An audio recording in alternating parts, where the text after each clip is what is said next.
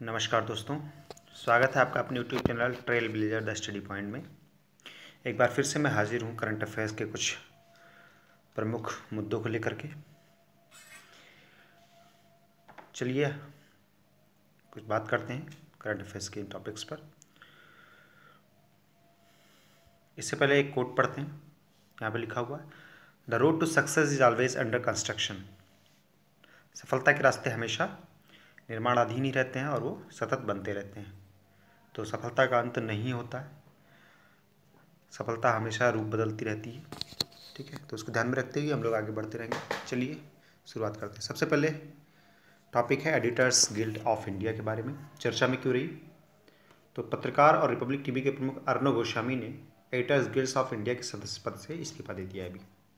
ठीक है, क्या हुआ है, 20 अप्रैल को रिपब्लिक टीवी के अपने शो में उन्होंने कुछ मुद्दे उठाए और इसकी विश्वसनीयता पर उंगली उठाई है। उन्होंने कहा कि फेक न्यूज़ को रोकने में ये पूरी तरह से नाकाम रहा, ये संगठन एडिटर्स गिल्ड।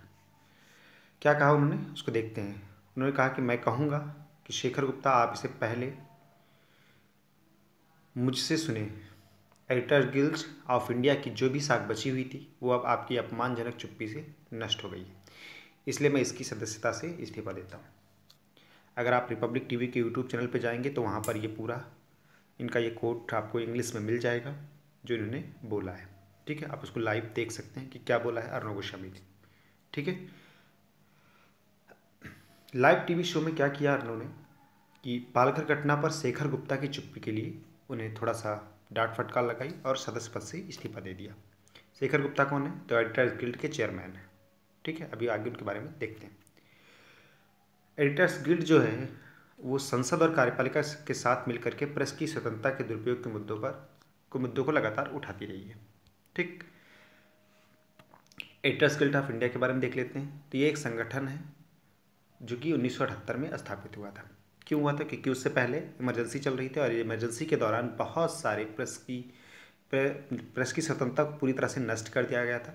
तो उस समय इसी मुद्दे को लेकर के कैंपेन शुरू हुआ था और इसमें had restoring to the press freedom and other freedoms which had been taken away by the amendments to the constitution, executive orders and judicial pronouncement.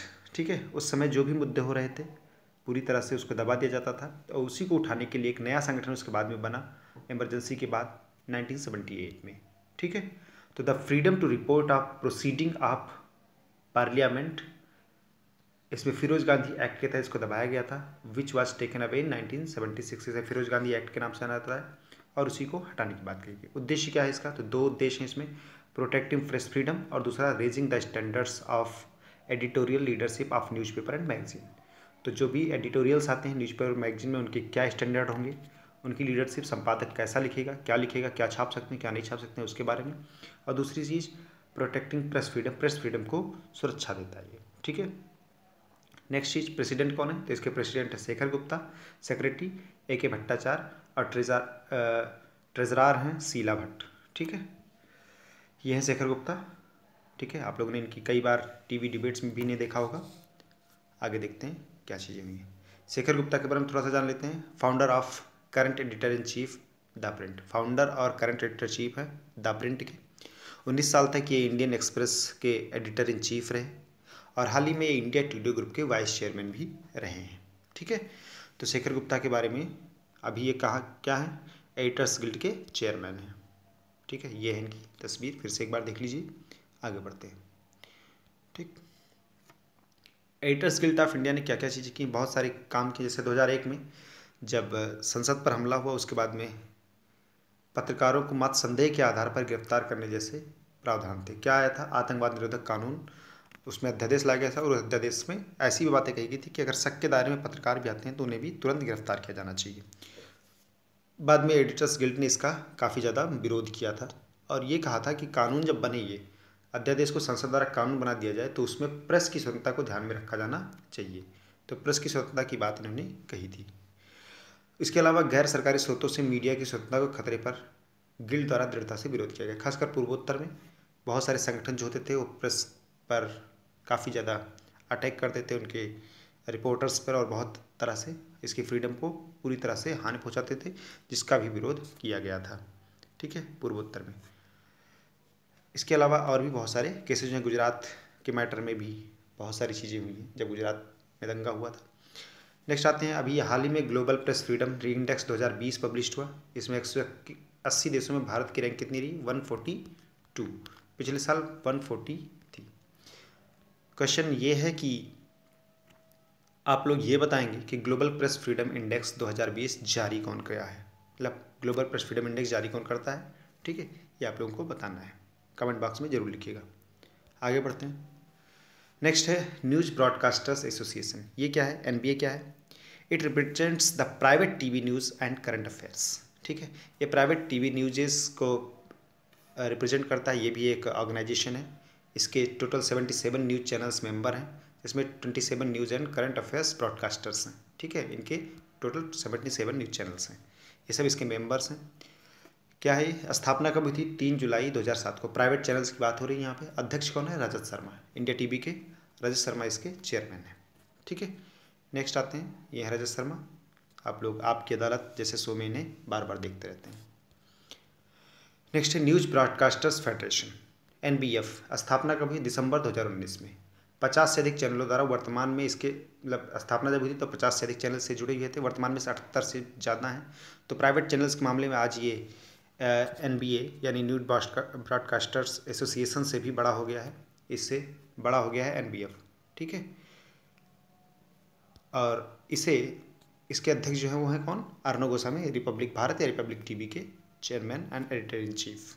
ठीक, रजत शर्मा से कुछ विवादों के लेकर के और दूसरी चीज़ विश्वसनीयता को लेकर एनबीए के नया एक ऑर्गेनाइजेशन बनाया गया अर्णव गोस्वामी द्वारा, न्यूज़ ब्रॉडकास्टर्स फेडरेशन, और उसके अध्यक्ष बाद में इन्हें चुना गया कई सारे चैनल्स के द्वारा, अर्णव गोस्वामी को। ठीक है, तो जैसा विवाद आजकल चल रहा है एडिटर्स गिल्ड को लेकर के, सेम इसी तरह का कुछ विवाद एनबीए को लेकर के भी चल रहा था। तो हो सकता है अर्णव गोस्वामी कल को एक नया ऑर्गेनाइजेशन बना के तैयार कर दे, तो ये भी संभव है। ठीक है, ये है अर्णव गोस्वामी। ठीक, नेक्स्ट न्यूज है चाइनीज़ पैडल फिश के बारे में। चर्चा में क्यों है? तो हाल ही में इसे विलुप्त घोषित कर दिया गया, एक्सटिंक्ट स्पीसीज। ठीक है, साइंटिफिक नेम इसका क्या है? सेफारस ग्लैडियस। ठीक है, वास स्थान क्या है? यांगसी रिवर, एशिया की सबसे बड़ी रिवर, सबसे लंबी नदी। लंबाई इस मछली की कितनी होती है? औसत 2 से 3 मीटर और 7 मीटर तक ये लंबी हो सकती है वैसे, लेकिन एवरेज 2 से 3 मीटर तक। ठीक है, ये है चाइनीज़ पैडल फिश। ठीक है, नेक्स्ट 15 मिलियन वर्षों से अस्तित्व में थी। 1996 में इसे अति संकटग्रस्त की सूची में डाल दिया गया था। ये चीन में पाई जाने वाली सबसे बड़ी स्वच्छ पानी की फ्रेश वाटर फिश है, जो 2005 से 2010 के मध्य विलुप्त हो गई थी, ऐसा कहा गया है। ठीक है, आईयूसीएन के विशेषज्ञों ने इसके विलुप्ति की बात पहले ही की है। यांगसी रिवर की 2 अन्य प्रजातियों को भी कार्यात्मक रूप से यानी फंक्शनल रूप से विलुप्त, फंक्शनल एक्सटिंक्ट मान लिया गया है या उसकी बात कही गई है। ठीक है, कौन कौन सी? एक तो बाइची, जिसे यांगसी डॉल्फिन भी कहा जाता है, जिसे 2006 में कहा गया कि विलुप्त हो जाएगी, और रीफ सैट अभी 2015 में, लेकिन अभी ये विलुप्त हुई नहीं है ऐसा बताया जा रहा है सिर्फ। ये दोनों के बारे में 1 जनवरी 2020 से चीन ने 10 वर्षों के लिए यांगसी रिवर में मछली पकड़ने पर प्रतिबंध लगा दिया। अब यांगसी रिवर में फिशिंग पर रोक है 10 सालों के लिए। ठीक, तो याद रखिएगा ये तीनों के बारे में, तीनों मछलियों के बारे में। नेक्स्ट आगे बढ़ते हैं। ये कौन है? यांगसी डॉल्फिन है, जिसे क्या और एक क्या नाम है? बाइजी। और दूसरा रीफ सैट जो है वो कुछ इस तरह से दिखती है, जैसे लोबियो रोहिता यानी रोहू मछली दिखती है, उसी तरह की थोड़ी सी दिखती है ये। ठीक है, आगे बढ़ते हैं। नेक्स्ट है जो कुटपुई फेस्टिवल। चर्चा में क्यों है? मिजोरम सरकार 10 राज्यों और भारत के बाहर जैसे यूएसए, म्यांमार और बांग्लादेश में इस त्यौहार को आयोजित करेगी। तो जो कुटपुई फेस्टिवल क्या है? एक त्यौहार है मिजोरम सरकार द्वारा अलग अलग जगहों पर ऑर्गेनाइज की जाएगी। कि उद्देश्य क्या है? Unify and strengthen the brotherhood among various Mizo tribes living in different parts of the world. मतलब यूनिफाई करना, एक रूपता लाना, स्ट्रेंथन द ब्रदरहुड भाईचारे को बढ़ाना, एमंग वेरियस मीजो ट्राइब्स जो अलग अलग मीजो ट्राइब्स हैं उनके बीच में, living in different parts of the world जो दुनिया के अलग अलग कोनों में रह रहे हैं, उनके बीच में एकता और भाईचारे को बढ़ावा देना इस त्यौहार का उद्देश्य है। इसका पहला संस्करण कहाँ पे?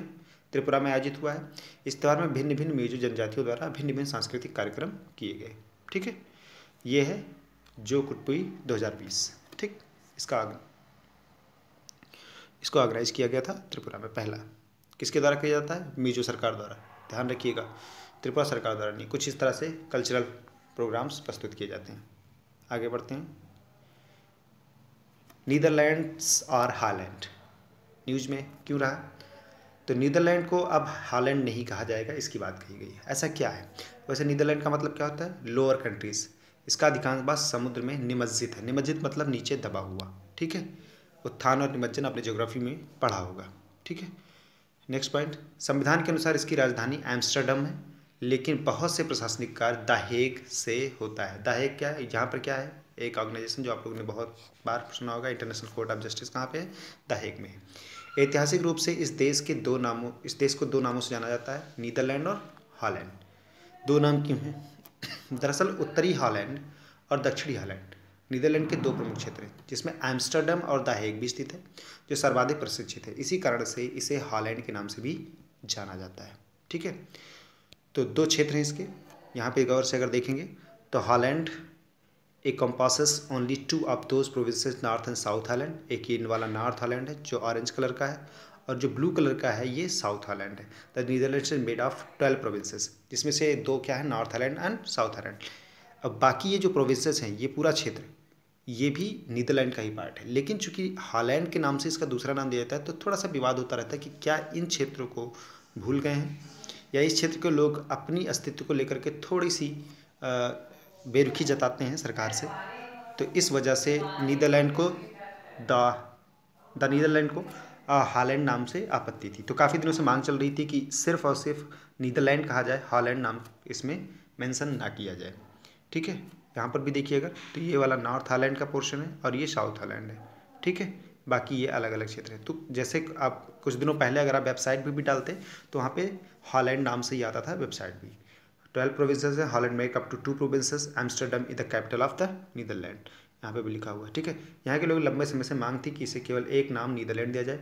अब इसके सरकारी नामों में परिवर्तन कर दिया गया है, जिससे देश को एक ही पहचान मिले। इससे पर्यटन भी बढ़ेगा, व्यापार आदि भी बढ़ने की संभावना है। क्यों बढ़ेगा पर्यटन? क्योंकि अभी तक जो लोग भी हॉलैंड जाते थे या नीदरलैंड जाते थे, चूँकि हॉलैंड से वेबसाइट भी थी, तो उनको यही ज़्यादातर क्षेत्र पता होते थे। इस क्षेत्र में वो लोग पर्यटन भी नहीं कर पाते थे ठीक से, ठीक है। आदमी जाता था तो यहीं पे घूम के वापस चलाता था पर्यटन से। दूसरी चीज़, अगर आप इसी क्षेत्र में रहोगे तो व्यापार भी इसी क्षेत्र में बढ़ेगा, क्योंकि हमें इसी क्षेत्र के बारे में जानकारी है। तो इस वजह से इस क्षेत्र में प्रॉब्लम्स लगातार होती रहती थी, ठीक है। तो दूसरे क्षेत्रों में व्यापार नहीं बढ़ पाता था। तो अब दो चीज़ों की सुविधाएं मिलेंगी, एक तो पर्यटन बढ़ेगा और दूसरा व्यापार भी बढ़ेगा, ठीक है। नीदरलैंड के बारे में थोड़ी सी जान लेते हैं। तो यहाँ की आधिकारिक भाषा डच है। एथनिक ग्रुप्स जो हैं यहाँ पे वो 77.39% डच हैं, 9.88% यूरोपियंस हैं, 2.3% तुर्किश हैं, ठीक है। धर्म क्या है? 51% यहाँ के लोग एथीस्ट हैं, नास्तिक हैं, 24% कैथोलिक हैं एंड 15% प्रोटेस्टेंट रहते हैं, ठीक है। क्षेत्रफल के अनुसार दुनिया का 131वां देश है। जनसंख्या के अनुसार 66 नंबर पे आता है। घनत्व इसका 418.3 स्क्वायर क्यूब है। 30वां स्थान आता है। मुद्रा स्क्वायर किलोमीटर होना चाहिए। मुद्रा जो है यूरो और यूएस डॉलर है। मुख्य शहर क्या है? एम्स्टर्डम, रॉटरडम, द हेग और अट्रेच्ट, ठीक है। नेक्स्ट आते हैं। इसके अलावा पिछले कुछ सालों में दो और देशों के नाम बदले हैं। एक तो स्वाजीलैंड, आपको मैप देखिएगा, नीदरलैंड के भी मैप आपको देखने हैं, स्वाजीलैंड के भी देखने हैं और मैसिडोनिया के भी देखने हैं। स्वाजीलैंड का नाम बदल के हुआ है एस्वातिनी, और मैसिडोनिया का नाम बदल के हुआ नॉर्थ मैसिडोनिया। एक क्वेश्चन ये भी है कि is it member of NATO और नॉट, मतलब मैसिडोनिया जो नॉर्थ मैसिडोनिया है, क्या नाटो का मेंबर है या नहीं है? ये आप लोग कमेंट बॉक्स में जरूर दीजिएगा। तो आज कुछ क्वेश्चंस हैं आपके लिए, जैसे स्वाजीलैंड की कैपिटल और मैसिडोनिया, नॉर्थ मैसिडोनिया की कैपिटल, साथ में इनके आपको मैप्स देखने, वो आपको कमेंट नहीं करना है मैप, यहाँ पर आप दोनों के कैपिटल। इसके अलावा क्या नाटो का मेंबर है या नहीं है नॉर्थ मैसिडोनिया, ये भी आपको कमेंट बॉक्स में लिखनी है, ठीक है। आई होप आप लोगों को समझ में आया होगा। चलिए, thank you very much. Like करें, शेयर करें और सब्सक्राइब करें, ठीक है। Thank you very much.